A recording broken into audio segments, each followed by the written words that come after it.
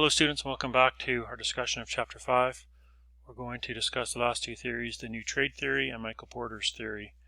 So the new trade theory began to emerge in the 70s, basically trying to answer the questions of why certain countries produce and export different products. They focused on economies of scale. Economies of scale is being defined as, the unit cost reductions associated with a large scale of output. So the more you produce, the lower your costs are going to be, but you need to have sufficient number of consumers. So in some industries, there's a limited number of players or manufacturers in those industries just because of economies of scale. So we got some examples with Microsoft. Pharmaceuticals, airline industry seems to be a good one. There's only so much room for a few players in that industry or a few corporations. Not every nation can have their own computer industry or their own airline industry or their own research and development industry in pharmaceuticals just because of the cost involved. And it would have a negative, if there's more players, it would have a negative consequence on profitability in that industry.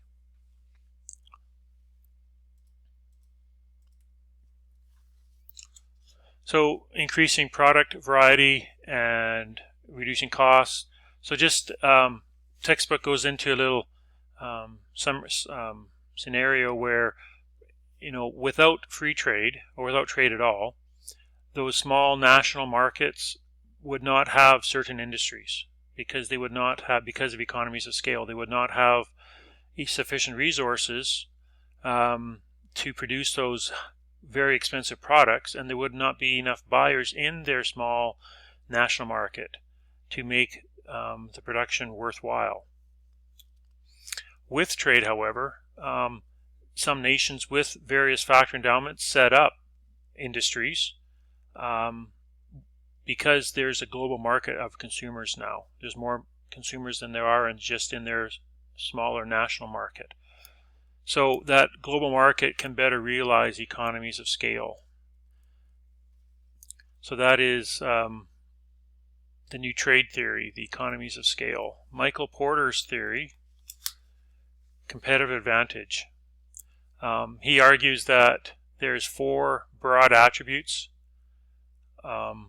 for a nation that shape the environment in which local firms can compete, and those attributes promote or impede the creation of competitive advantage, and those competitive advantage basically determines what manufacturing occurs in that nation or what service is performed. So we can look at those 4 attributes, understand those 4 attributes, being able to compare and analyze those would be important for the exam. But we can look at a really basic example like hockey in Canada. Why does Canada, with limited population, excel in hockey compared to the US, compared to other nations that are far bigger?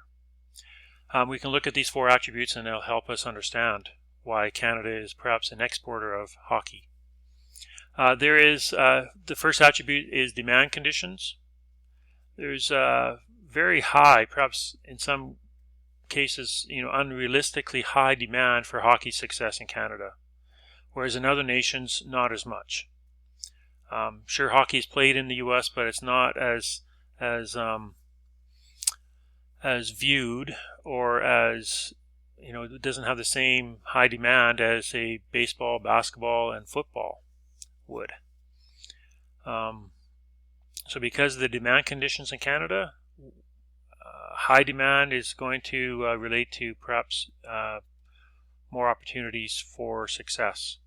Relating and supporting industries. Definitely in Canada there are a significant number of related industries to hockey in Canada, and even in the Northeast United States.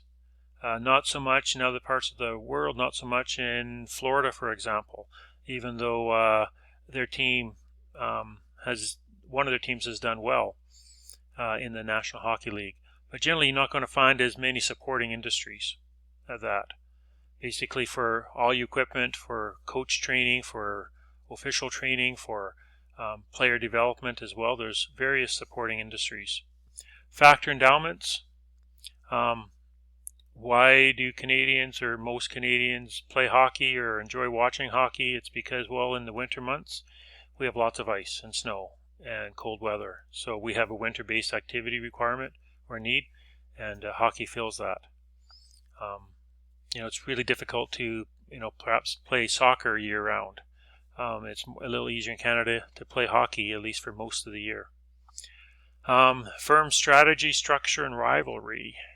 There's various structures in Canada for hockey. We got the National Hockey Associations, we got provincial associations, we got regional and community associations, team, league associations, and basically they're to provide structure and support, as well as to make sure that there's sufficient rivalry so players and coaches can learn from each other and grow and become more competitive. And there's an overall strategy as well, from minor hockey all the way up to the major leagues. Other parts of the world, not so much. And as I said, we can look at hockey. We can look at junior hockey as an example. The World Juniors occurs every December and January. How many teams compete? Usually when I ask this, everyone will say, well, there's 10 teams that compete. There's actually 40 plus teams that compete throughout the year, all from like level 3, the lowest level, and they all just try to compete to win their level to go up a division and so forth.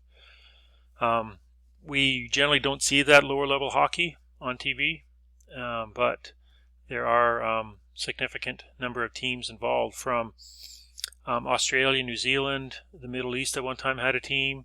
Of course, they don't have those same attributes. They probably don't even have significant viewership in some parts of this world.